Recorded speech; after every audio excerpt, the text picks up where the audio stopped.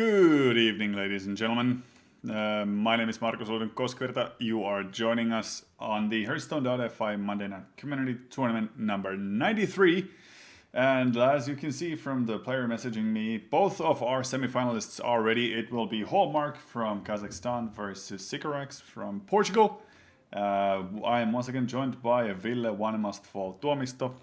Hello. And he's gonna tell you guys what we can expect to see. Alright, so today Hallmark will be our first player and he will be playing a Warlock, Rogue, Shaman and Druid. And Sycorax is bringing an Warlock, Druid, Shaman and Rogue. Alright, so Reno plus aggro, anything else? Well, the only difference, well, they're actually the same lineups, Warlock, Druid, so yeah, Shaman will be most likely something quite fast. We haven't seen the mid-range version or the more control-ish version lately too much. Yeah, Miracle Roach and Jade Druid. Warlocks will be Warlocks. I think the Reno is only one you can play at the moment. Pretty much, yeah. Since it seems that Hallmark has not enabled a spectator mode yet, I'm gonna go ahead and ask him to invite us in. Meanwhile, we're gonna join the board on Sycorax's side. Sycorax with Druid down low and Hallmark with Rogue up high. I must protect the wild. There we go. Malygos Druid for Sycorax. Yeah, quite interesting to see Malygos making a little comeback. Yeah, the Winter Championships last weekend actually showed the power of the deck. It is very viable. Can burst the opposing player down even from 30 hit points fairly easily. So the power of the deck being shown in the highest possible level of pro games means you're going to see a lot more of it in the weekly tournaments as well. And if you are first watching us, don't know what this is all about, this is indeed the weekly tournament where you are awarded 5 Hearthstone Championship Tour points for the winner and 50 euros courtesy of our great sponsors and enablers, Fraktio. The second placed player also goes home with 3 points and so on and so forth. This is a sanctioned Blizzard Hearthstone tournament for the Hearthstone Championship Tour. So whoever wins this doesn't have to play any more tournaments this month. Although this is during the end cycle of the month already, so only 4 days left. But yeah, interesting to see how Malygos Druid will rise now after the nerfs on those more aggressive cards. It's a viable deck, I think, and it's quite nice to see it back. But it just lacked some of the key elements what you need against aggro. I think sometimes your hands can be turn 4 and going. Well, right now it's looking like the power of Fandral is going to be provided through the Wrath, a very clean kill into the Tomb Pillager.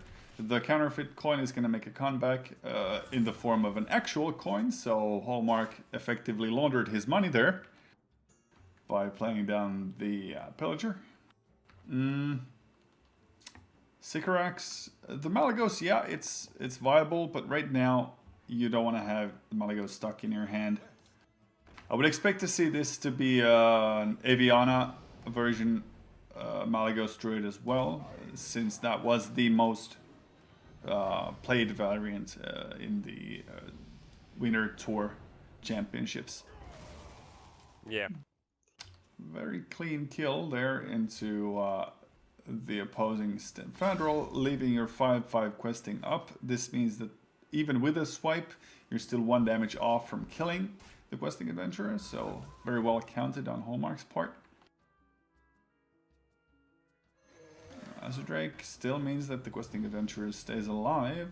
Unfortunately for Hallmark, though, there will be a second swipe into potential Living Roots or even a Moonfire. Just hero power would also function here, but you're forced to use the Moonfire because you're 1 mana off from utilizing the hero power, which means that 1 Moonfire and 2 swipes are out from the Malygos combo potential. That's quite well played from Hallmark, just baiting out those removals and now slamming the Catch-Chan. Of course you have the Conceal for it, but yeah, there's not too much what Druid can do now. You basically just want to draw cards and try to find some answers for it.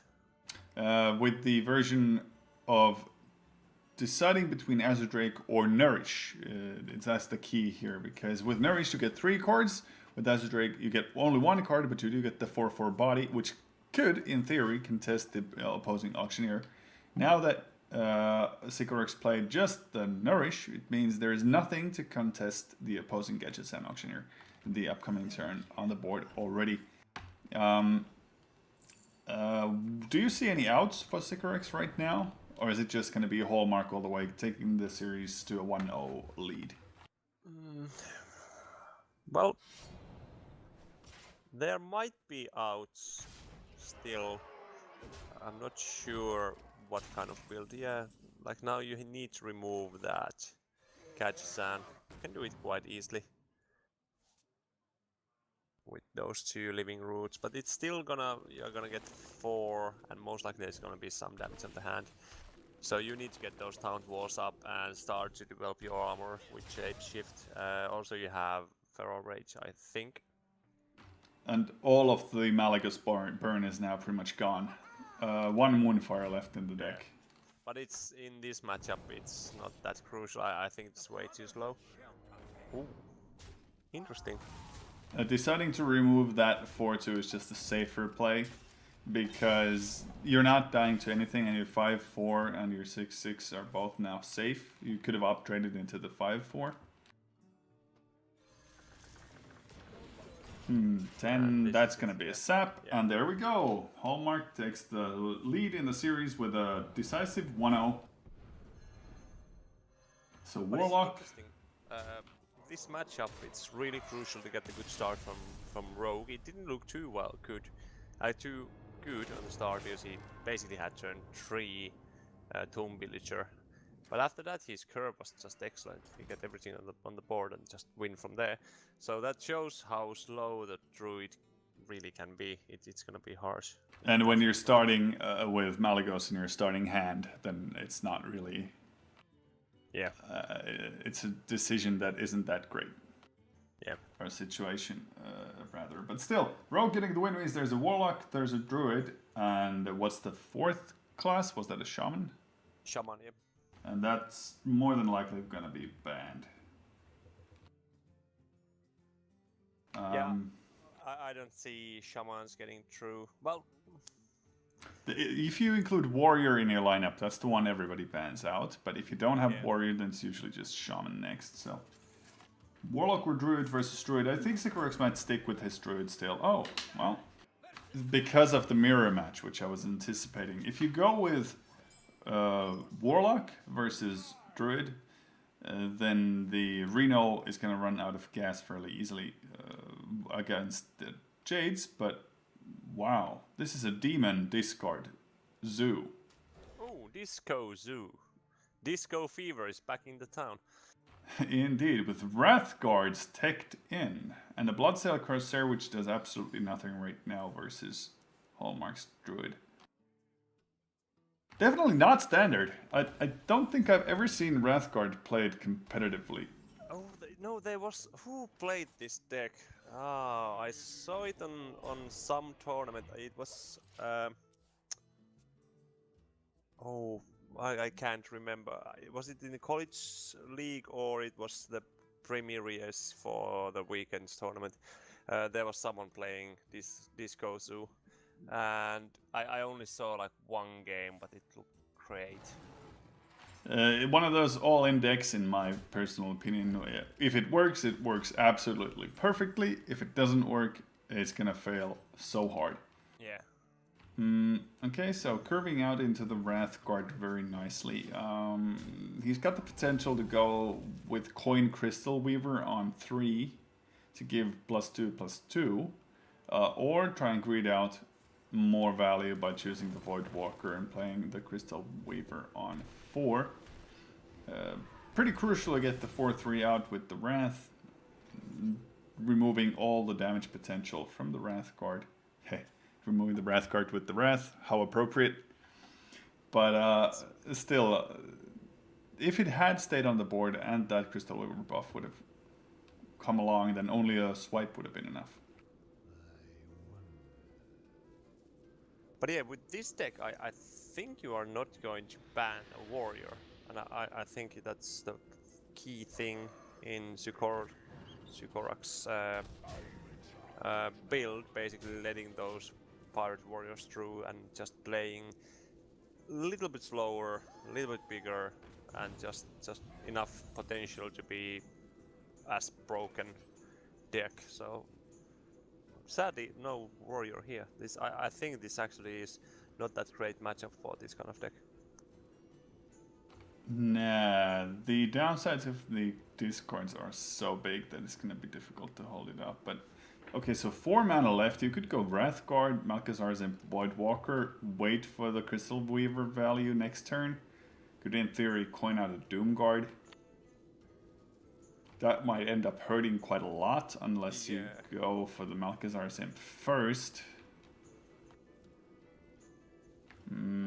If you just play the Crystal Weaver this turn, it'll be just a +1 and +1, so not really worth it. Oh, and the board is so annoying. It's 2-3 and 2-2. You basically need to throw your whole board to even remove one guy. So floating the board, going to face, kind of. Oh, okay. So far it takes a risk and gets the coin outed, so not too bad. Yeah, that's actually good. It is, it is. Deciding to clear the Jade as well, instead of just all-out smorking it. I guess you want to be the aggressor here, but removing the 2-2, that plays around swipe, but does it play around anything else? No. Only thing is he only left demons on the board, so he would get maximum value out of Crystal Weaver. I think that's the only, like, why you trade this. Right. So you wanted to spare your Void Walker and sacrifice your pirates for that. Pirates are just basically, I think it only plays like 3 pirates, so it's just a added bonus. There we go, the Crystal Weaver finally seeing play, being a 7-6 in its value. 2-4 and a 2-4 on board. Pretty nice 4 hit point stat line for all of these minions. 3-6 taunt, won't be able to kill them all by default. And the 6 might actually be easily killable with the Direwolf Alpha. If you go Direwolf Alpha, you can attack with both the 2 attack minions into it, and then even clear out the 3-3 if you want with your 5-4. Oh. Well, you can also go with the Crystal Weaver into the 6 and just leave your 2-4 and 3-4 up. This way you don't sacrifice as much hit points from your minions, so definitely a more effective way of going about your business. Yeah, it's a bit more getting more punished from swipe, but there wasn't a swipe 2 turns ago, so there's only 2 cards that are most likely not swipe. So it's not that bad. Fenrir plus Feral Rage will help you a bit, but only moves the 3-1. So I think it's gonna be Fenrir and Jade Blossom. What doesn't sound that great, but you can use a hero. Oh no, you can't. You have to innervate. No. Yeah, well, you can innervate hero power, yeah. What you kind of want to have, like, option if there is more guys coming in for next turn, Yok Sharon. Yeah, the Feral Rage right now makes a lot of sense, mainly because of the 8 armor you gain from this. This buys you more time. Removing just that 1 hit point minion with it, of course, does feel a little bit bad, but you're only playing it mainly for the armor. Plus you get the 3-5 body of the Fandral, which is a nice bonus. Maximizing Direwolf Alpha's potential. Utilizing all of the minions first. Dark Shot Councilman, Dark Peddler. I would like that ordering, and maybe even consider a life tap. Because no matter what you get from here... oh, yeah, he's gonna get maximum value from the Malkazar's imps and just discard that 1 mana card no matter what it is to make sure that he tries and gets a better one out of his deck with those discards. Yep. Yog time. Let's see what happens. Is it Doom? Well, Doom would be quite nice. There is few options like Wrath can help you out, killing some of the guys. Drawing cards with it. Oh, yeah. Divine Favor does nothing. Raven Idol, what you gonna get? Doesn't look good. That's an Alarmo bot, absolutely useless. Then enraging your own dude. Ah, there's some board, but you're still dead on board. Yeah, you're dead on the board. Yeah. So, Yogg does what it's supposed to do and not win you the game. Well, actually, you weren't dead. There was 15 on the board. You were in 16, if I'm correct. But there was the wolf, so. But he had 14 hit points, right? Was it 40? Okay. Well, Yeah. I was counting 16, but yeah, one might be 14. Yeah. Anyway, pretty beat, pretty thoroughly. So, time to move on to the next game in the series. These are best of 5 games.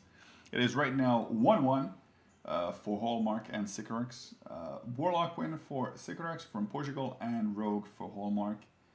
We could see a Druid mirror match or Rhinolog face against Rogue, which would be a good matchup for the Rhinolog, I believe. Yeah, well, yeah, it's I think the best matchup from these 3 at least. I don't know if it's good. It's decent matchup at least. Yeah, true. The Rogue can beat you fast if you don't get your taunts and your heals early enough. There we go. That's exactly what we're gonna see. Warlock versus Rogue. These are the Miracle variants with Questing Adventurers more than likely. You could see a very, very big Edwin as well. That's one of those ways you can win this game fairly easily. If you get turn 1 counterfeit coin into Edwin. Oh, that's decent. Nice. Swashbuckler into Hero Power into Questing Adventurer. Why not? Maybe getting something useful out of the Burglar as well. Well, Blood Imp, not so great. 1 mana Warlock card. You can buff your own minions. You can buff your Questing Adventurer easily. That's maybe one of the upsides here. It's not totally bad. In the longer games, you can drop it and get those buffs in. And the 1 health to, let's say, Azure Drake can be quite big. At least it's gonna be 4-5, but because it doesn't die to Shadow Bolt, basically, or anything else what deals 3, but it's gonna die most likely quite fast. Ooh, cool, Cold Blood. You could go Blood Imp into Cold Blood this turn, try and smack the face for as much as possible, or you can pre-cast the Questing Adventurer, which is a risk. You're going to 3 mana, so a Demon Wrath would deal 2 damage to everything and clear the board completely, which I don't like. Just cycling the Final Knives also. You get to utilize all 3 mana, so not that bad. Since the Blood Imp is also a minion, it's not gonna waste a card from the Auctioneer if you go questing into Blood Imp. But of course now we see the Doomsayer, which means that if you want to take care of it, you're gonna have to Cold Blood your dudes fairly extensively. Or actually with the Questing Adventure, just 1 Cold Blood is enough, because 5, 6, 7 with the weapon clears out the Doomsayer nicely. Yeah, and it won't leave, well, yeah, it leaves you a few cards you are going to be quite weak against, but mainly Hellfire will punish you from this. But your hand looks decently good still. You have Azure Drake, you have your Catch and Auctioneer, you just need few extra cards. On the Hallmark side, it doesn't look too bright. Second-rate Bruiser would be easily traded off with 5-1, so I think I like the Mountain Giant the most. So play Molten Giant, take 10 to face minimum. Maybe 15. You've got Coin Reno, so even if you Yeah. take a lot of damage, that's completely fine. You can also play Refreshment Vendor, which is a more conservative line of play. But I like the Mountain Giant because it puts you on some pressure after you do the clear next turn. Yeah. Because And now you are basically saved for any kind of conceal shenanigans. Because you have your Shadow Flame on the half. Exactly, yeah. Azure Drake, pretty much the best option, I think, because you don't want to waste your Leroy yet. You don't want to utilize your prep for just a Cold Blood before the Auctioneer. It does leave the questing at 4/4 only, so Well, you could go Blood Imp, Cold Blood, 5/1, trade it in for the Molten Giant. Ooh, well, that sap helps you quite a lot. yeah. Does this also mean that Yes. Hallmark will burn one card? No, he's got 9 left after this, right? Yeah, he won't burn a single card. Oh yeah. At 10, you're forced to coin a Reno, I believe. Yeah, but there's so much damage on the table, you most likely are basically dead even through the Reno. Well, not in one turn, perhaps not in 2 turns. There is 10 damage in the hand, which buffs your questing. There is 6, 12, 16 already. So 26, you would need 4 more. Counterfeit Coin Blood Imp gives you 2. Is that? That's actually exactly lethal. Yeah, because you buff your questing adventure. So 6 damage, in 6th turn you can hit 30 damage in 1 turn. Not bad. Is it 2 off? Let's see. If the calculations are wrong, then we're gonna feel bad about it, but it's still a lot of damage. No, it's exactly lethal. Yeah. Yep, Cool. because, yeah, you count the 2 previous, of course. There we go. Very nicely done by Sycorax, getting the exact cards they needed. Even after a Reno, 30 damage from the board plus from the hand, without any Auctioneer combos as well. It's a miracle. It is indeed a miracle. Only one we needed for Sycorax to go into the grand final. This is still just the semi-final stage of the Hearthstone.fi Monday Night Community Tournament number 93. So, only a win from Druid or Shaman from Sycorax, more than likely his Druid. Hallmark probably wants to take the mirror match first. That's going to be something to wait on. Also, in addition to other news today, the Hearthstone Global Games have gotten their players. We know the Finnish team and we know the Kazakhstani team, and I do believe that Hallmark is a part of the Kazakhstani national team. So Do you remember other players from the Kazakhstan team? They actually have quite good players over there. Yes, they do have a very solid lineup. Unfortunately, right now, I don't remember all of them. I would have to check on it, but all of you guys watching as well, go check out Hearthstone Global Games. A very nice initiative by Blizzard themselves to put up national teams for Hearthstone esports. Oh, Sycorax not coining out the wild growth. Well, it does make sense because there's nothing to wild growth into. It is a very similar start for both players.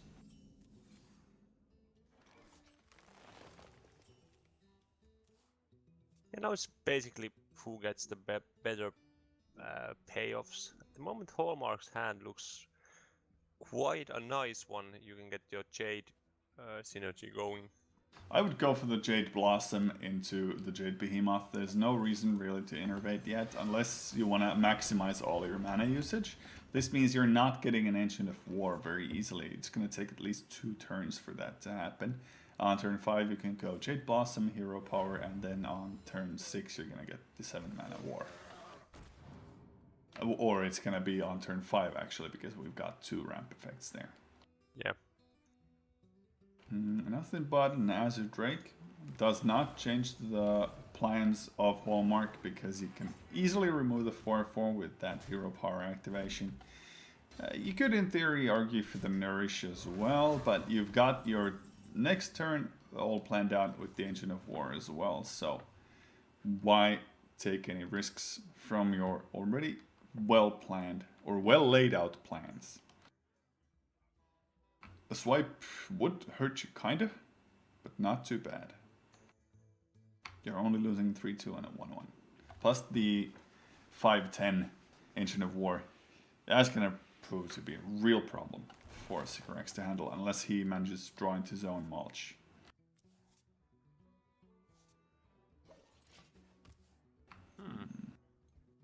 Yep, I don't think that draw changes anything. You're going with the Ancient of War play. Yeah. And not uprooting it, because if you uproot it, then the swipe plus whatever ping will kill it. I was checking in the weekend one of the Green Sheep's games, and I'm quite sure he did uproot against Reno deck because basically, well, he was running out of time, and on the curve he played. Well, was it even like in turn 6 uprooted Ancient of War, and that was like, and he actually managed to win the game with it. So that was quite neat. 10 damage to the face versus a Reno deck is a lot of damage, and you just hope that he doesn't have the mana to go for something like a Blast Crystal Potion on it, so yeah, completely understandable. Not in a mirror match though. No. That's something you do not want to do. Yeah, there's way too many cards what deal 1 to 2 damage and a swipe, or combination of 2 cards dealing 5, so it's actually quite nice. Swipe removing 2 minions and making the Ancient of War a little bit easier to handle, but you would like to have the mulch. Now you're gonna be forced to Nourish when you're Hallmark, because all of the other cards do absolutely nothing. Nothing to mulch, nothing to really use your small spells with. You don't have your own Auctioneer yet. Jade Blossom I like a lot. You get the 3/3 plus you get the ramp opportunity, so even if you draw into your second Wild Growth, you'll be able to cycle it immediately. An Ancient of War from Sycorax of themselves, or do you want to go for the Auctioneer, start cycling out cards as much as possible?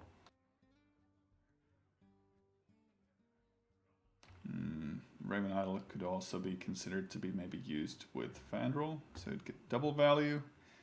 But if you don't start building board presence as soon as possible, you're just gonna go and die. So preemptive Malygos, hoping that everything will stay alive, utilizing the Moonfire for the 5/6. We of course know that Hallmark has a mulch in his hand, so it could even be a concede from Sycorax after the mulch. I don't think he should, but he could.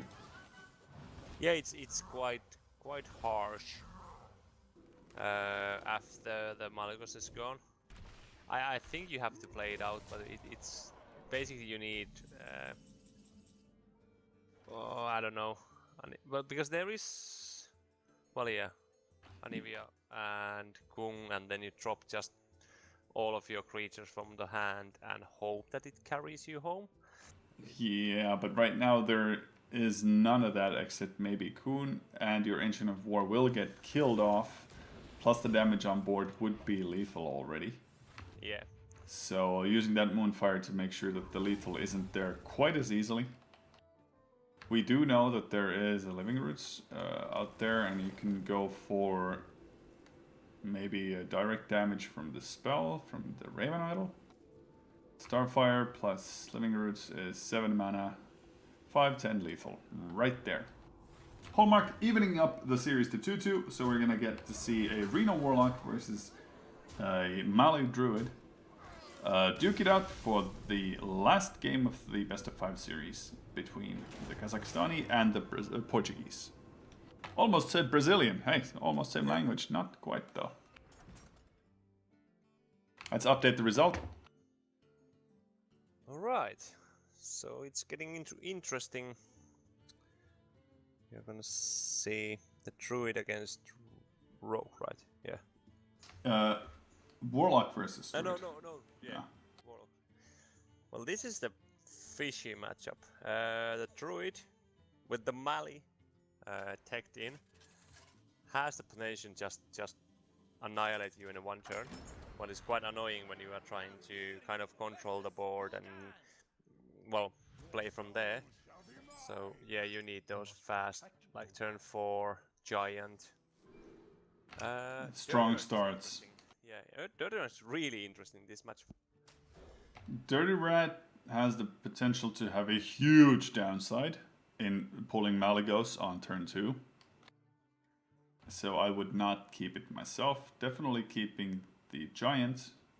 Maybe consider the Hellfire as well, but everything else makes a lot of sense on the Giant. And it's, well, basically in turn 10 you can drop it and a Twisting Netter, and that can really screw the opponent's turn. But it's the only problem is the Druid most likely is in 10 mana before you are, so it's gonna be hard to actually get the combo going. But you can screw their game quite bad up. True enough. If Hallmark wants to optimize the turns, he's going to tap this turn, then play Imp Gang Boss on 3, and then I believe he can go for 4 mana Mountain Giant. Well, Imp Gang is nice. In this matchup it's not that great, but it's still the most resilient body from these.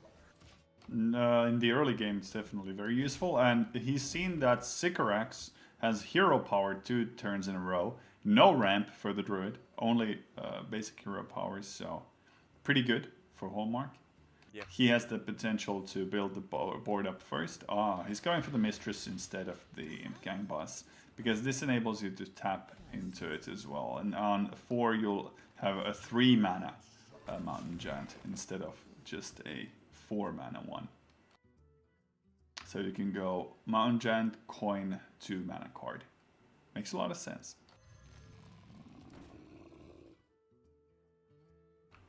Just removing the armor with the Mistress of Mixtures might be okay, because if the opposing player goes for the value trade with the 3/3, you don't really mind that, do you? No. And you can still get something out of Dark Peddler to deal, like you can get Mortal Coil from there if the trade happens, so that's quite decent. The issue is after this turn you need to have something on the Warlock side to contest those big guys what are starting to drop quite fast. Yep. So yeah. Wrath maybe out of these? Would you take it? Moonglade Portal does pretty much nothing. Force the Nature nowadays dead card. So Wrath can be utilized with your spell power at least. Ooh, so 4, yeah, you can remove that Mountain Giant. You can actually clear the board, yeah, quite easily. Oh, if only it had stayed alive, you could have had a 4 mana 8/8 with the Faceless Shambler, but no such luck. And now you can't go for your Abyssal Enforcer. Oh, you don't have the mana for it either, but because of the board state. Just a basic Kazakis for a 1 mana potion. Okay. Uh, To get someone rest one guy, yeah, and hope and play it, and you get the 8/8 back. Yeah, that was heads up play. There we go. Very nice call. 1 mana 8/8. Would you take that? Well, it sounds like a deal. It's not too broken, but I would play it. Yeah, let's see. The future Hearthstone moved more into 1 mana 8/8s. I love it. And the thing was, the 2 health actually plays also. That was actually perfect potion from that. I think he was just trying to get that rest one guy, but getting that 2 health also plays around swipe quite well. And now Faceless Shambler, 4 mana, 8/10 taunt. It's a little bit better than Ancient of War. Yeah. 2 or 3 mana less for 3 stats more. Yeah. I would call that value. Very easy to kill off the Ancient of War here too. What's Hallmark considering? I think he might be thinking about using a coin Shadow Bolt, or nah, just going for the Dark Peddler. Whistle Tunneler for the meme value, or the Zealous Initiate for the actual best pick out of these. Whistle Tunneler. Yeah. Kieh, as they say. The reason why you could actually pick the Whistle Tunneler for real, though, is you might deny a draw from the Auctioneer or any kind of card like that.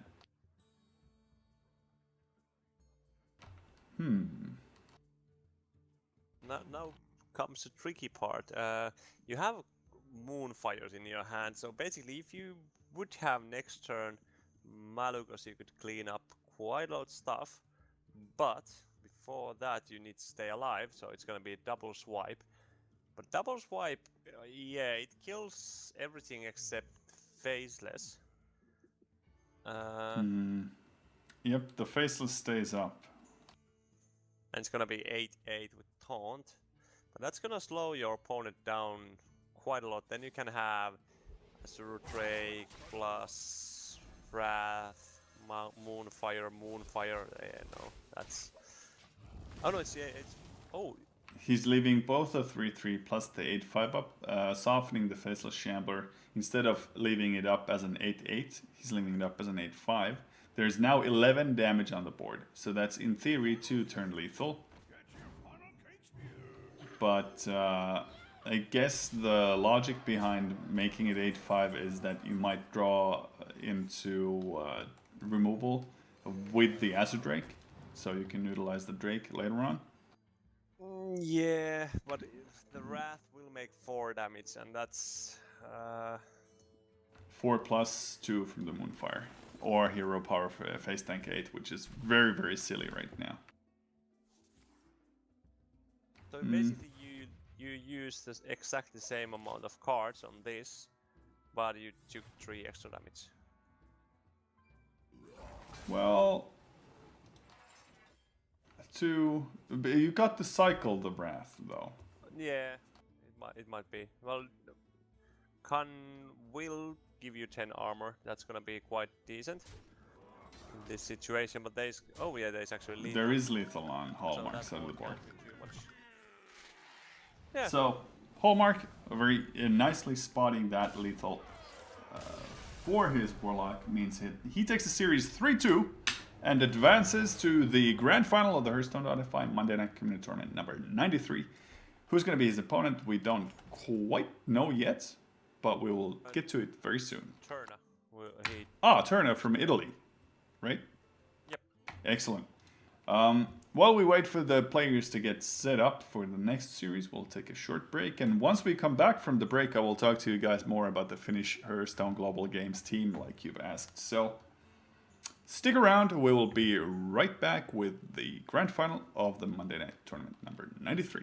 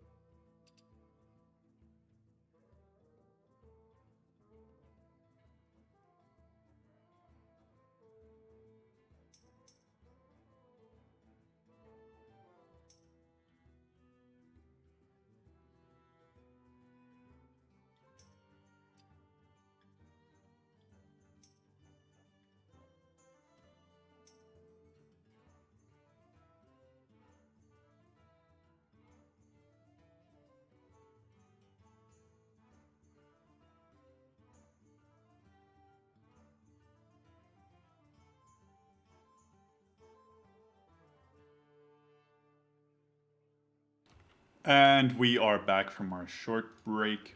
I'm still Markus, Olodyn, Koskivirta.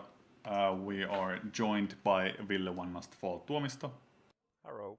And this will be upcoming the Hearthstone.fi Monday Night Community Tournament number 93's Grand Final. But before that, the players are setting themselves up for the bans, for the picks.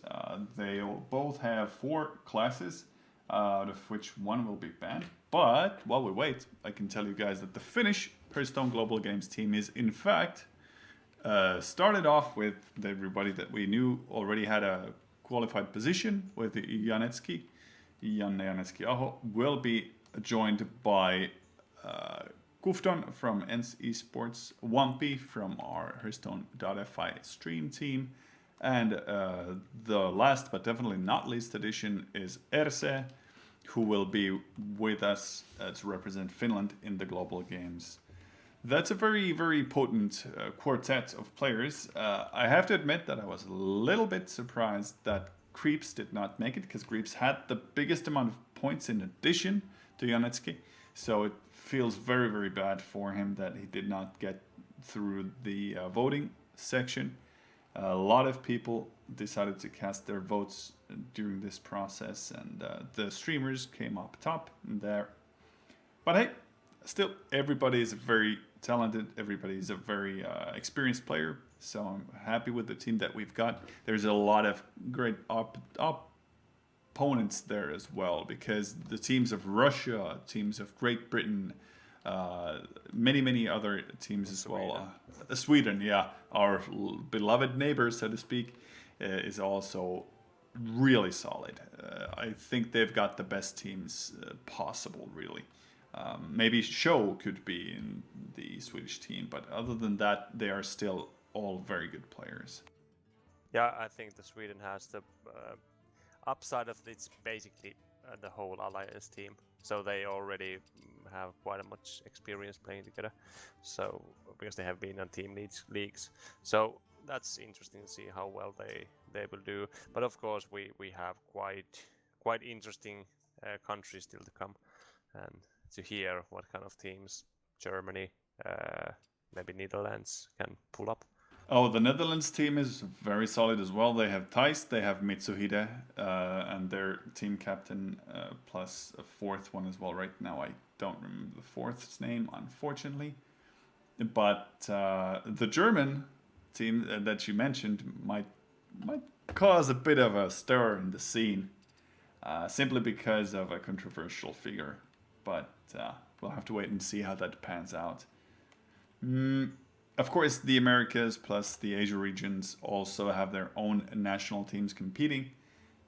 Maybe some of the people from the European scene are not that familiar with it, but I'm very happy with the fact that there are many women in the teams of Americas and the Asia Pacific region. Simply because there was only one woman in the European region finalists, which is wife coach from Austria. So not only life coach, but also wife coach make it to the Hearthstone Global Games. Well, that's gonna be quite a nice one.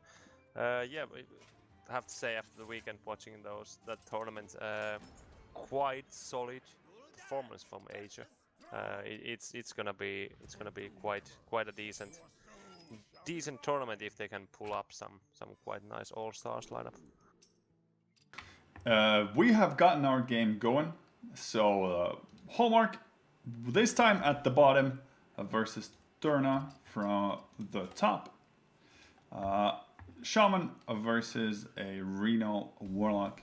This patches in the starting hand for Turna. That might actually decide how the game goes. Because had he the chance to be as aggressive as possible, he might deny the heals plus the clears from Hallmark, but right now it doesn't look like it. The Doom Surge is going to go down onto the board. No way for Turna to contest that right now. The tempo is starting to swing a little in Hallmark's favor. Of course, turn 3 for Brand Bronzebeard just by himself, not that great, but I guess you have to play at least something. You could just tap, but versus an aggressive Shaman, I don't like tapping versus just playing a plain Brand, because the plain Brand can still trade into 2 or 3 minions fairly easily. Yeah, it's not that bad. 3 mana, 2/4 stats are quite decent. The only thing it's a little bit weak is Feral Spirits. Yep, or Jade Lightning. But if the coin Jade Lightning is used on a 2/4, then maybe that's not too bad. Yeah, you are quite happy with it. The only thing is the Mountain Giant will not come up anytime soon. I was gonna talk about that too. Like the downside to not tapping is the fact that your Mountain Giant will stick in your hand for the rest of the game, but you're gonna lose if you go for the 2 greedy plays. Yeah, you basically need 2 taps and then you can play it, so it's gonna be 2 turns of idling, and then you can get 8/8, and that doesn't sound like a deal. But yeah, getting Reno helps you quite a lot. Definitely. The Reno, the key card in this matchup, pretty long. And we see the Feral Spirits come down, so the brand would have been fairly useless. Refreshment Vendor, well, right on curve, right on targets. You've got your funnel cakes here. Nice bonus added to that. The Flame Tongue Totem, of course, it does help a lot for Turna to try and put on that early game pressure. And he's not in a position where he has to trade. You're forcing Hallmark to do the trades. And while you've got the advantage, just go face. The coin patches could also be argued here, but you can do that later on. Plus this way both wolves stick as 4/3. So it doesn't really matter which one the refreshment vendor will attack. The vendor will still stay at only 1. With the patches out, this means that one of those wolves will be a free kill, so to speak, for the 3/5. Shadow Flame, Shadow Flame. Yeah, I see no reason to not Shadow Flame. Yeah, it's just so much value. The tempo. Well, you don't have anything that you can argue for next turn. You can go for. You are not gonna go for the. I was thinking the Dirty Rat Shadow Flame kind of play, but yeah.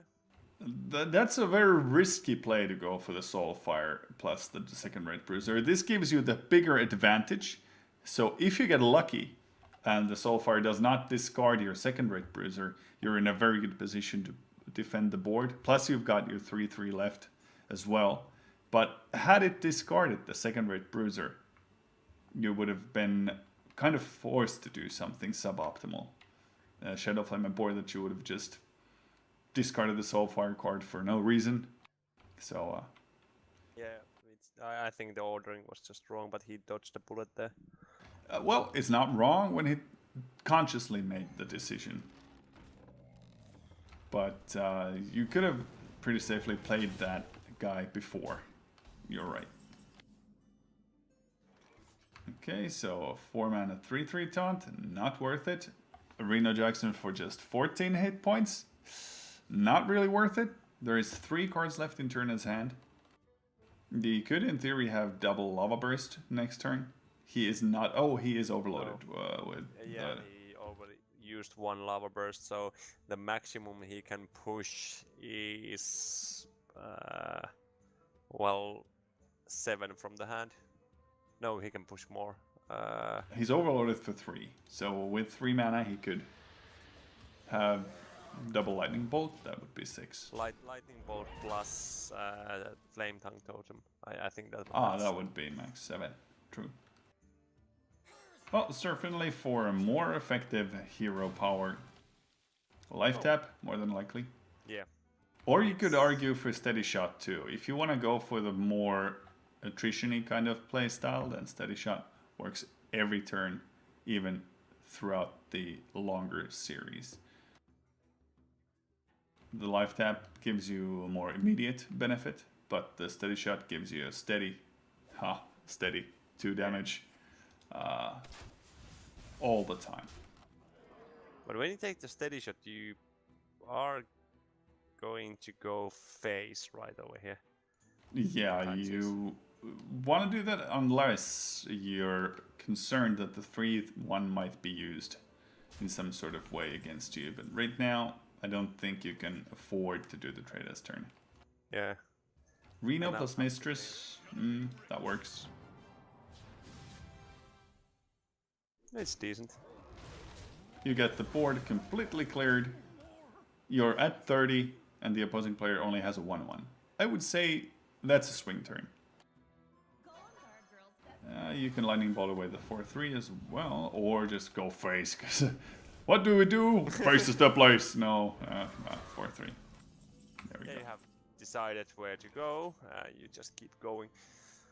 It's The reason why I like removing the 4-3 is because of Aya trades. And now you need to utilize Reno, and Reno's got 1 hit point left out of that. 8 mana, 8-8. Sure, why not? You can prep that for Faceless Shambler later on. If you tap this turn, then maybe you would play just a Hellfire, but that makes very little sense. Okay, getting the value trades out. It's looking very good for Hallmark. This is the first game of the series. I have to remind people that the best of 5 series with the 5 Hearthstone Championship Tour points plus 50 euros for the winner has just started, so we'll still be here for a little bit longer. Yeah, I don't know. The steady shot, it sounds decent idea, but it just the life tap gives you so much more gas, and it's It's there we go. If there is some kind of twisting net or something like that, what really swipes your board, it's gonna be hard. Hallmark putting the series at 1-0. I will update the result text. So the one thing what we didn't talk about was Torna's decks. There was Shaman, Warrior, Rogue, and a Priest.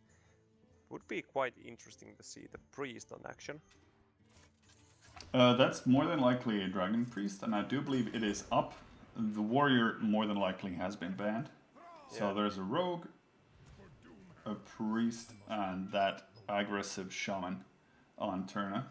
It seems he's just content with taking the Shaman. All of those cards are going to get mulliganed away from Turna's side. And on Hallmark's side, maybe keep the Living Roots for the 1/1s, keep the Innervate, but discard the Nourish. It's too slow for this matchup. Yeah, the Innervate is decent, but I don't know if you don't have any payoff card in your hand, can you keep it, or do you just mulligan, Innervate, and Nourish? It's beatable.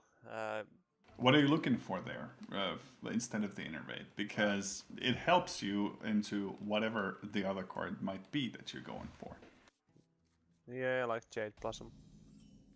Just something what sticks guys, or something with ramps. Now you get a 1/1 and you get in 3 mana next turn. What is quite decent. Then you can empty your hand and then you can see the Shaman just face smoke you down. So it's worth mentioning also the fact that Patches is in Turna's starting hand yet again. So not a very solid start for the series. Well, he has now 1 drop to play, so he can trade it off or go face. But deciding to not waste the Patches, I don't think what the extra value of holding on to the Patches is, other than the Flimting Totem. Yeah, I think that's just the Flame Tongue. Ooh, that's tempting. Yeah. Feral Spirit does overload a fair bit for the upcoming turn, but well, hey, you have Patches. You can use that for the 1 mana you have next turn. So yeah. If you go Wrath for 1, then you can destroy the remaining body with the Living Roots, but if you go for the Wrath for 3, then you don't have to, and you get to clear the board completely with the Living Roots plus the attack. But instead of the Wrath, deciding to utilize Feral Rage, I guess that's because of mana consumption. This way you utilize 4 mana instead of leaving 1 mana floating. Ooh, double Twilight Hammer. pretty greedy. Yeah. Because it's not so likely he'll be able to utilize both of them. Yeah, we have been seeing one Twilight Hammer coming up here and there, but two is it's really greedy. It is. Maybe he's got the chance to play them both. Maybe. You never know. You only need 4 turns for the hammers to do the work. Wrathing out Blood Mage, getting an Aya does not help. Wild Growth Hero Power. Wild Growth kind of feels bad.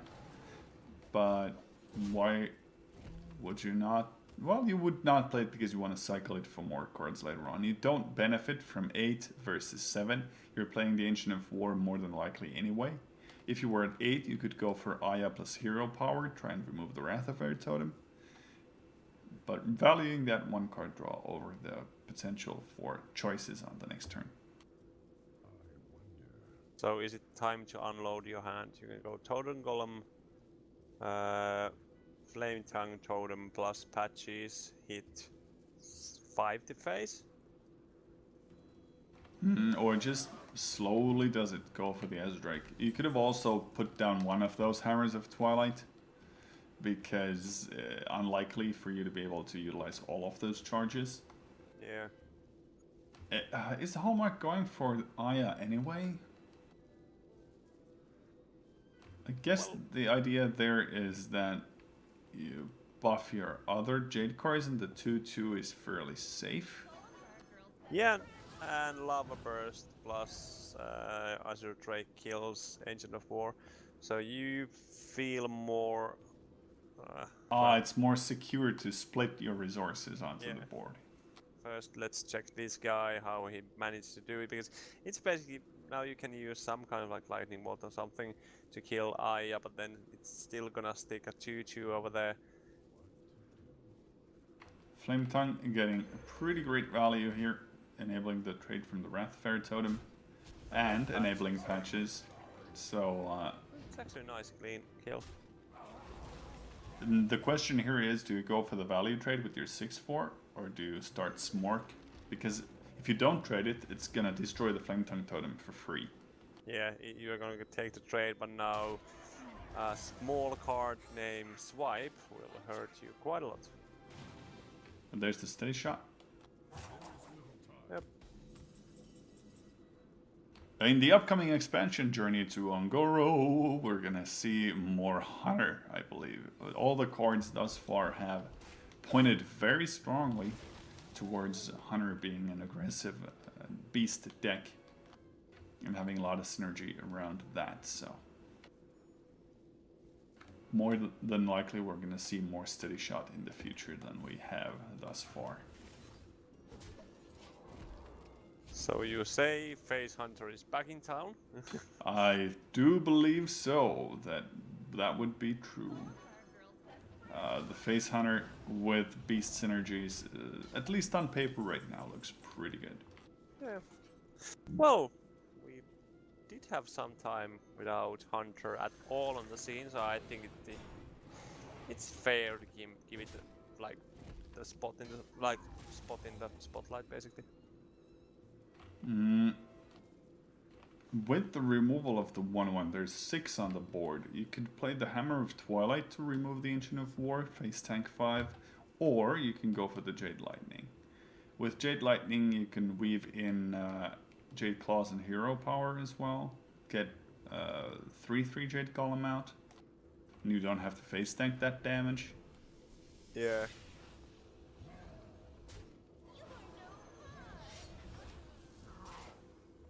There we go. He actually decides to do that face tank instead of Sir Findlay. Well, he has quite a nice board, and you are in 21.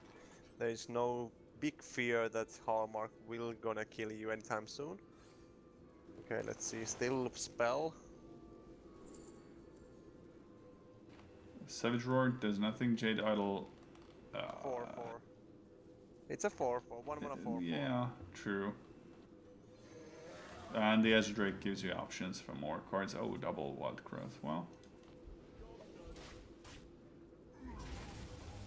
That's decent. Very nice, almost clear. But plus the 2 damage to both the golems means that even if they don't trade into the 4/4, there's still a chance to draw something like another Wrath or another Living Roots to take care of him. Yeah, now just Feral Spirit plus Flame Breath Faceless. Gonna mean you need to find something from the wild growth. Actually, you need to find 2 cards. Mulch for the 7/7. And Behemoth. Oh, do you have it? Yeah, Behemoth works for all the other minions other than the 7/7, so. Yeah, but you don't have mana to do all of them. There's the Mulch. Perfect. Yeah, the 1 mana off. You can now outgrowth for the 2nd time. Freely. Yeah, and you can go Jade, Mulch. Plus you needed something over there. Maybe, well, Hero Power. Just get the 1 armor out of there. Yeah. So, do we get another Flame-Breathed Faceless from the Mulch or something less spectacular? Well, Mire Keeper gives you a 2/2, so 5/5 stats Yeah. for 4 mana. Or you could argue to go for the Hammer of Twilight, because you've got 2. Now is the time to start dealing that damage. Taking the value from the weapon to the 4/4. The likelihood of dying to 11 damage straight up is fairly 0. Jade plus Fandral. Or just Jade Hero Power. Fandral Nourish Jade. doesn't really do anything. Well, you get 2 mana more, so you have 3 mana left. So you could argue you can find a Wrath plus something. And if Turna goes and removes the Fandral with the existing board, then he's gonna have to sacrifice 2 minions into it.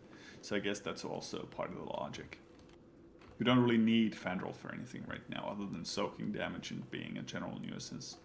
Yeah, that's... Well, the only thing is you need to fight that board back quite fast, because the Steady Shot will... In this kind of game, Steady Shot is really good. You have gas in your hand still for a few turns, and you can just spam the 2 damage, and it actually helps you to find that pressure you are trying to do. But now the traits are just so bad. You don't want to face tank any more damage, because then you are open for some kind of shenanigan plays, aka removal. Like if you use Spirit Wolf plus Hammer to remove Jade Behemoth, basically you need to kill something else also, but you can't do it.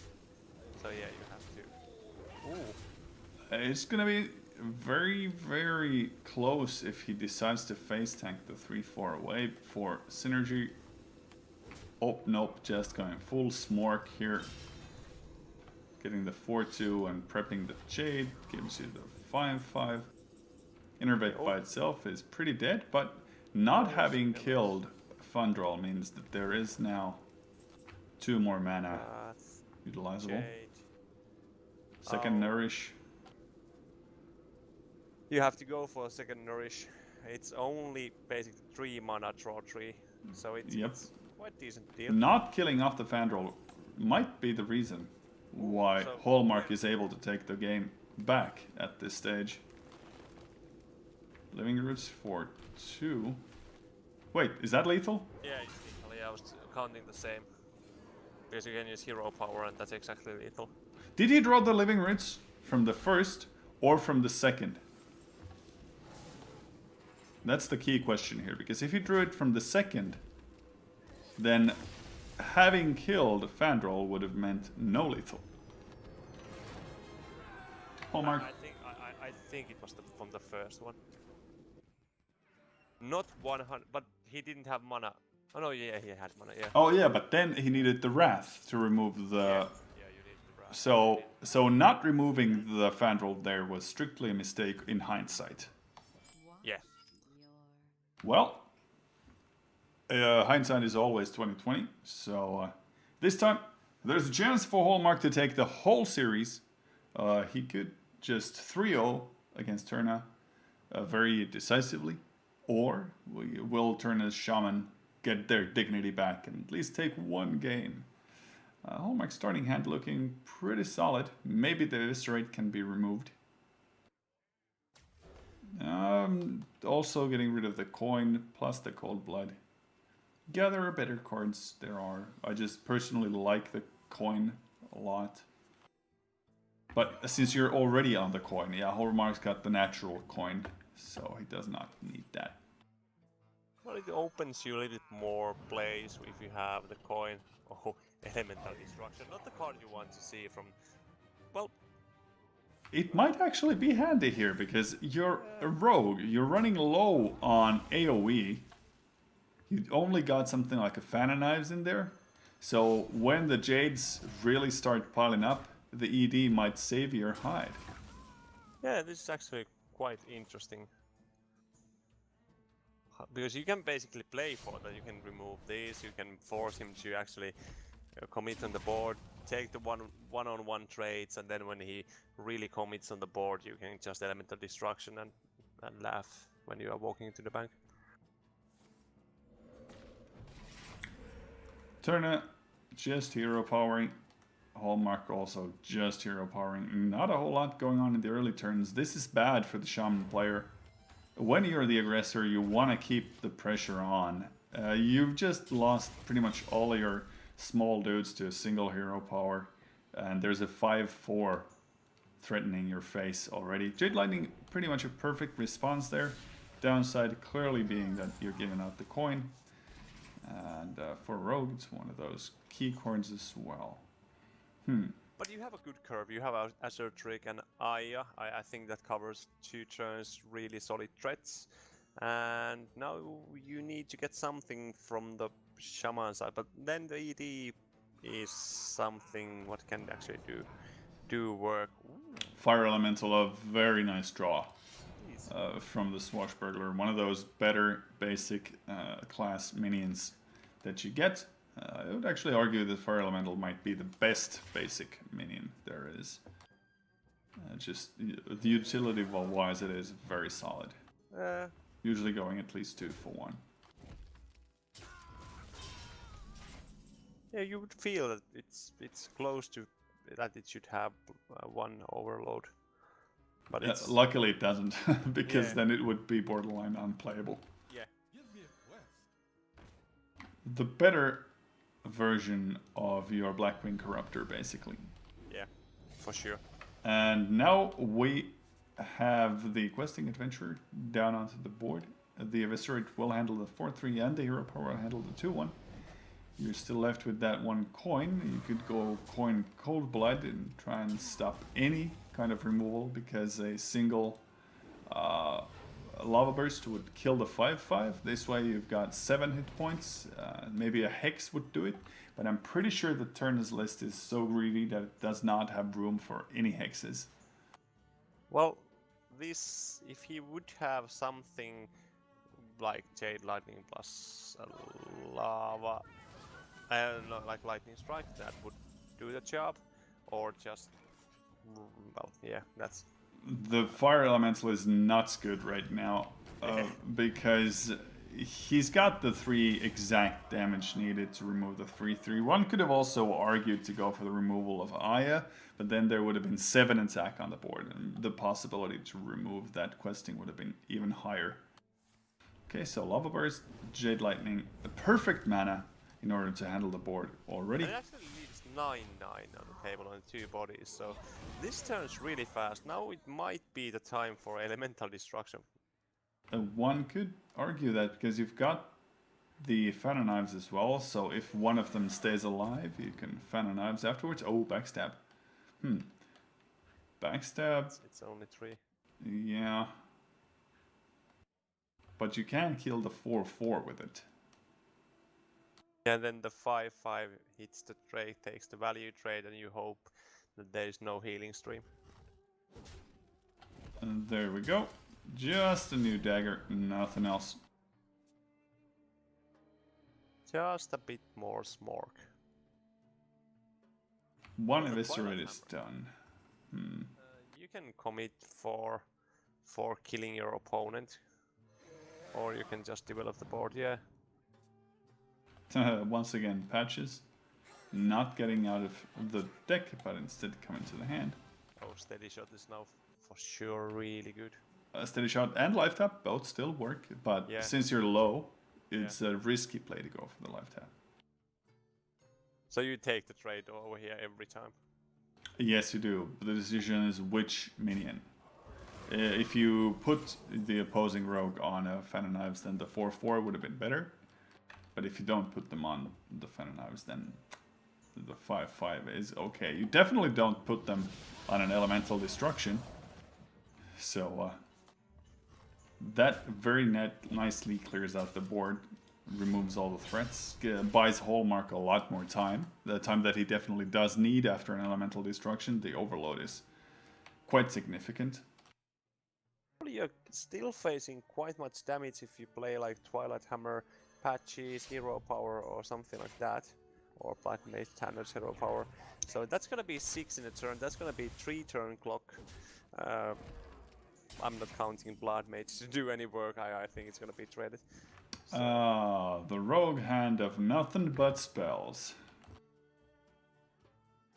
Surprise hand. Well, it looks like you're gonna be right.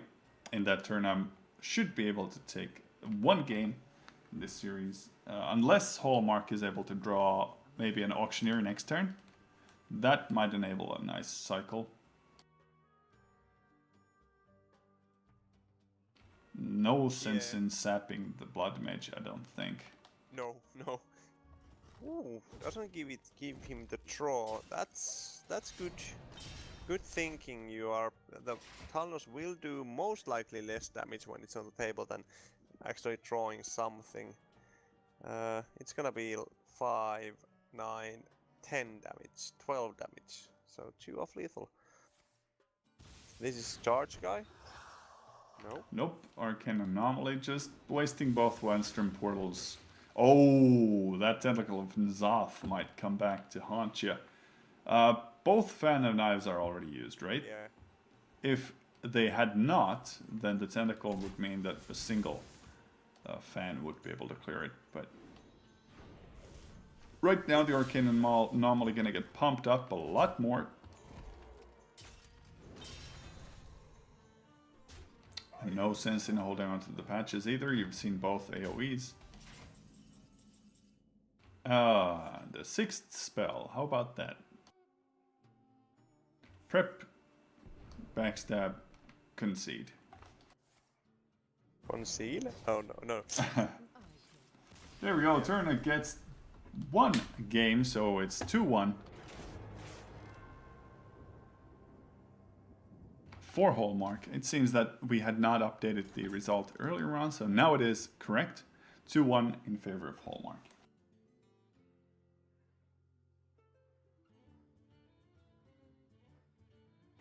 Right you are.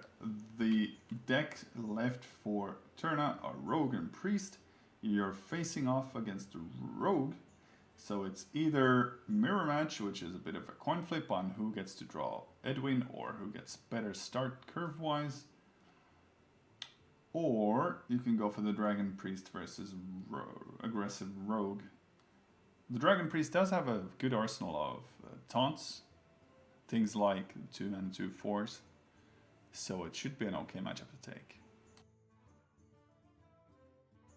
I'd have to run the numbers though. I haven't checked the Vicious Syndicate Data Reaper report in quite a few days actually, because I've been out and about in the world, but still, I'm sure the percentages haven't changed that much. Hallmark still preparing to battle a friend. It seems that Turna also has a big question in their picks. Maybe a mention of the Hearthstone Global Games would be in order while we wait. I see in the chat that there is a group which is the United States, the United Kingdom, Netherlands, Romania, Peru and Thailand. That is a very, very bad group to get into because 4 out of those 6 teams are very top tier. I believe Finland's group is nowhere near as bad as that. Leroy, Conceal, Backstab, Cold Blood, all out, maybe consider keeping the backstab. For Turna, the Blackwing Corruptor plus the Holy Nova probably gonna get chucked out. What do you think? Will Hallmark be able to take the series 3-1, or does Turna still have a chance to climb it back onto the board? Yeah, I had a DC, so I'm still, well, now I'm getting all the cards together. Or seeing, well, yeah, the hand looks something what is really scary when you are facing Dragon Warrior. Dragon Priest. The only thing in this match what Rogue needs is a time. So you need to have your opponent to stumble a bit on the start. And this is not stumbling. Yeah, it's full curve from 1 to 6. Oh my god. That is the perfect curve for the Dragon Priest. There's no way Turna is losing this. So 1, 2, 3, 4, 5, 6. Yeah, we're gonna go into game 5. You guys can watch this if you want. How about a beer? You know, we could talk something else here while we wait for the game to be inevitably over before it even has begun. And the feeling the Hallmark side, like when you see something like this, it's really cruciating. Well, you could go for preparation, like now, prep something. Prep the Fan Knives, maybe? Prep the healing potion might buy you a half a turn. Yeah, but what do you do with that time? You're supposed to be the aggressor here. Okay, so just ignoring the gadget send value, going for the backstab prep abyss as well to clear that 2/7, so the heals don't get any value. Does make sense. Does make your questing into a serious contender. Unless Turna were to have Shadow or Death, at which stage you could concede. But it feels really bad to use 3 cards to kill 2 drop. At least your questing adventurer is still alive. Fan enables you to kill the 2/2 with your weapon. And doing it doesn't really do anything right now, unfortunately. Yeah. So the chance would be There's the Shadow or Death. You could go for the Blackwing Corruptor too, if you wanted. But I think the Blackwing Corruptor, well, it would have more targets later on too, but holding on to the Shadow or Death means that you can handle something like a huge Edwin, if that were to come along. Or just decent questing, if there would be something coming. Yes, but both minions very valid options for that. You're also developing the 5/4 body over the 3/2, so I guess you're trading a smaller body for a bigger one in Turna's position. Oh, don't use that. That's your only dragon, mate. Don't go for it. I say first powered shield. There we go. A lot better draw for the Azure Drake right now. He would have regretted the bookworm. Dragonfire potion will be huge if there would be something like Auctioneer, Conceal, set up the next turn to be big. That Dragonfire potion will deny it, and that's gonna be quite huge.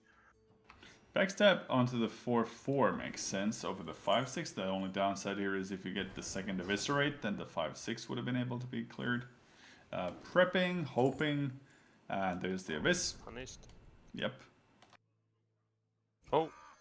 Yeah. Swashbuckler maybe getting another spell. Master Spell does nothing. You're kind of wasting 2 damage here. The upside is no more spell damage. Downside is, doesn't matter, got Dragonfire Potion anyway. Yeah. Benefit coin. Well, unfortunately that mana is just gonna float around doing absolutely nothing. One could have argued to keep hold of the coin, but I guess Hallmark wanted to cycle it out. I don't know what you can draw in that situation with 1 mana, what would help you out.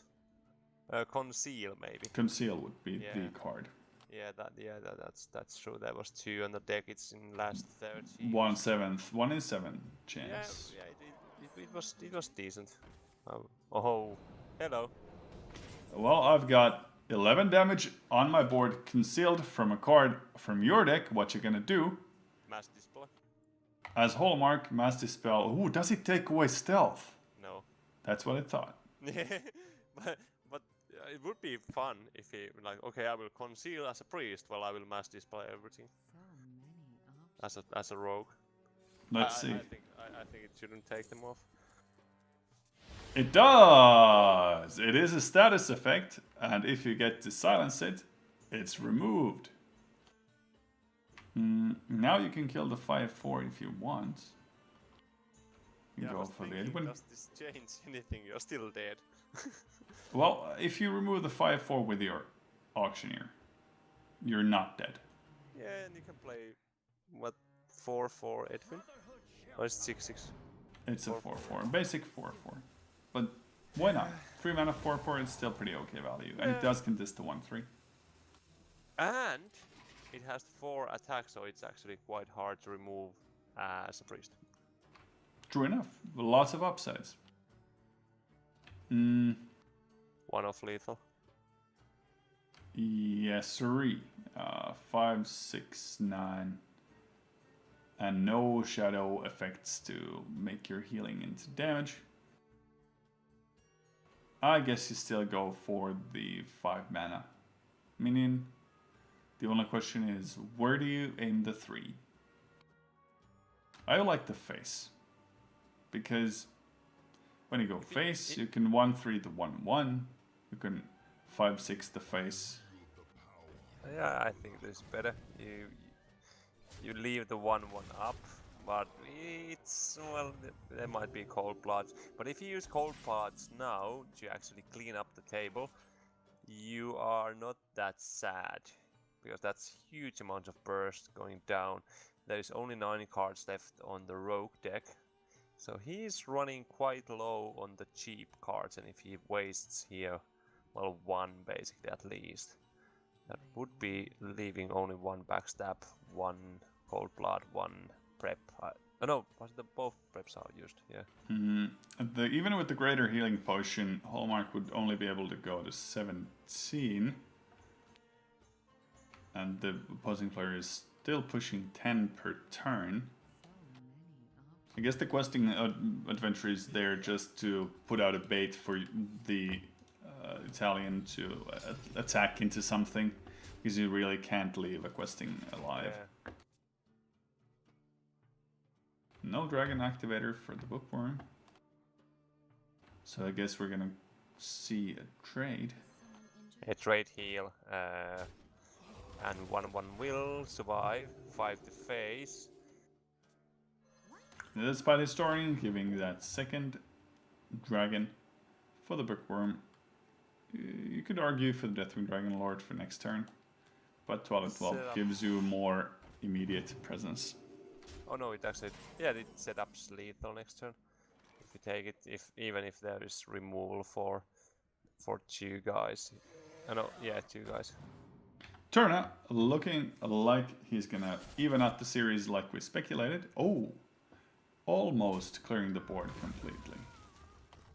1 more spell damage would have cleared out the 1/1 and the 2/1 very nicely.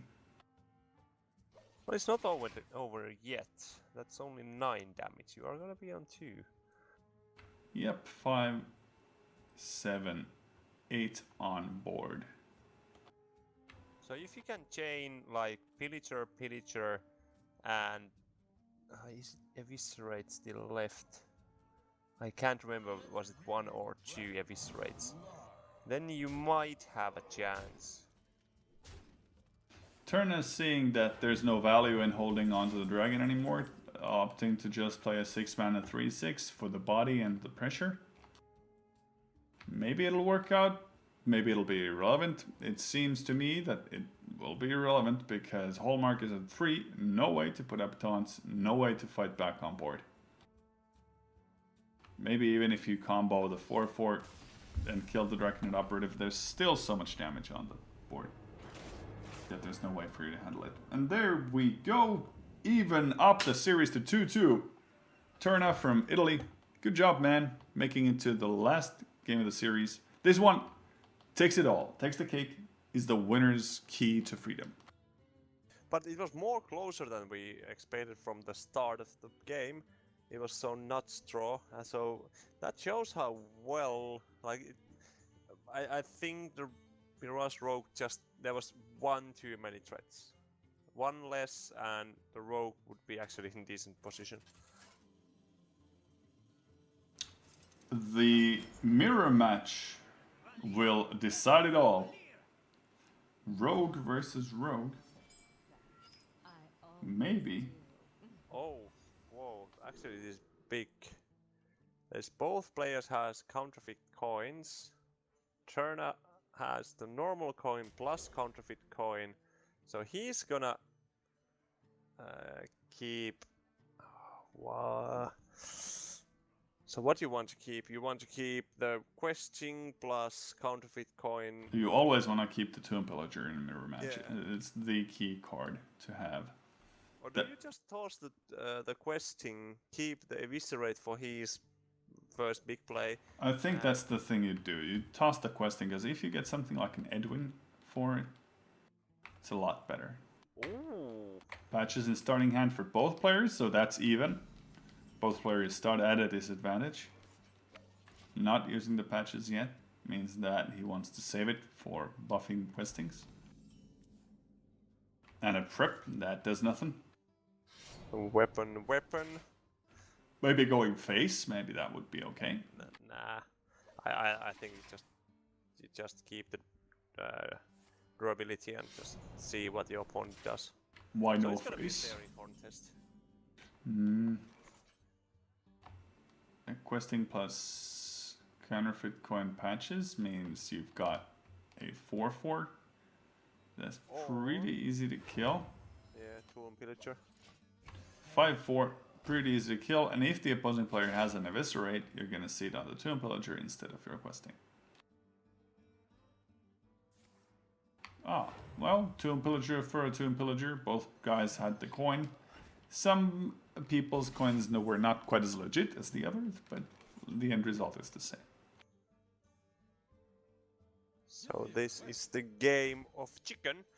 Actually, you can use the patches and your weapon to take down the Tomb Pillager and go face. Yep, you're left with a Tomb Pillager of your own, so not bad. There isn't... Can you go, sap eviscerate? Yeah, that doesn't sound too bad. Yeah, if you accept the questing, you're gonna get pretty good value out of it. But do you zap the questing or do you zap the Tomb Pillager? If you zap the questing, it's gonna come back as a 3/3 basically.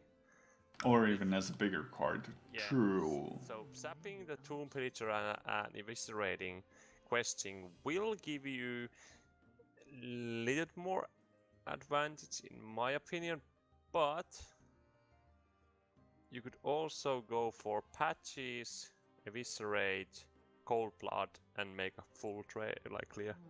But you have nothing on the table, plus you have lost one cold blood, what are really important in this matchup.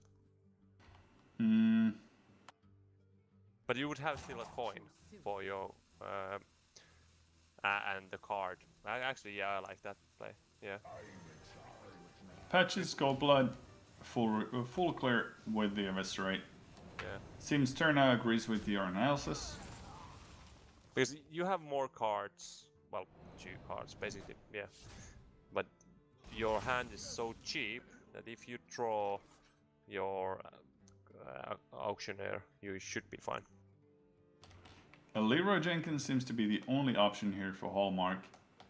It's not something you want to play, because even though you have the means to clear one of those 1/1s, it's still gonna get killed off with just hero power attack plus the 1 whelp, so... Well, it would be 14 to face with 5 mana. Still a very dead turn for Hallmark for that counterfeit coin draw. Yeah. An auctioneer might be good here, but... Oh, Tomb Pillager is not bad either. Yeah. I'll take it. Yeah, it's decent. One freebie to the face, new daggers.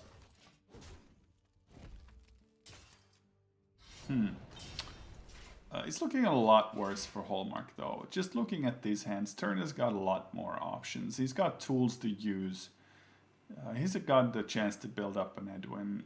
Some end game potential with Leroy plus Coldblood as well. Just looking to kind of make the rounds for Turner. And you can beat your opponent down with Deadly Fork. Is that... Yeah, that's a generated card from Swashbuckler, right? Yep. One of the worst cards. Yeah. For... It's decently strong anyway, I think. Getting a 10-10, 8-4. Sap. Sap right on time, I would say. No other. Sap Leroy, you leave him 3 1-1s. It's actually not that bad. Because you have to kill the Azure Drake, or you are dead, most likely. Yeah. In an average hand. Leroy Jenkins, 8-4. And no prepping the sap means you don't have the counterfeit coin tomb pillager play. No, it's auction arrow bust. Anyway, there's 5 cards in the hand. In your opponent, you basically have 1 minion, so it's gonna be really hard to actually get the value out, and you're gonna die most likely before you get everything done. Oh, well. So very convincing reverse sweep is looking like from Turner. Once being down 2-0 in the series, winning 3 games in a row. Am I correct? Yeah. Yeah, it's 3 games in a row, and well, Turner gets the series because we will see there is Leroy Jenkins in the hand, and there's nothing you can do in these cards. Well, of course, you have to find the play still. You can still just toss the auction over there and have a chance of losing. Counterfeit coin just to buff your questing. So basically 1 mana, 1+1. Not so great. Nope. You're also not using your daggers to clear out one of those 1/1s, because those 1/1s would give the opposing player versatility. It feels to me like Hallmark has given up. Yeah, it's just the draw was so bad, and yeah, it crushes you. You had 2-0 lead, and then your rogue goes 0-3, and the rogue is one of those decks what can really steal the game sometimes. So yeah, it feels bad, but that's part of the game. There we go. Very nicely done from the Italian. We are gonna go ahead and give him his win very soon. Thank you everybody for watching this Hearthstone.fi Monday Night Community Tournament number 93. Win goes to Italy with 5 Hearthstone Championship points and 50 euros in cash money. Any other words for you to throw out before we log out? Well, I was watching our old cast, not you and me, from the days of Legion of Legends, and one of the moments really, well, it wasn't from our cast, but anyway, my co-caster said get pumped, and I think that's quite well said. We are gonna get Ungoro really soon, only few more weeks, 1, 2, 3. And that's gonna be exciting. Also, the 100 is getting closer and closer. It's gonna be quite an awesome to see what will be that metagame when we are in the 100 tournament. It would be also nice to see what kind of decks was played in the kind of memory lane. But yeah, it's great day. Next week we're gonna have one awesome tournament again. Yep, if you didn't have any luck this week, try your luck next week again. Thank you for watching and have a very good night, everyone.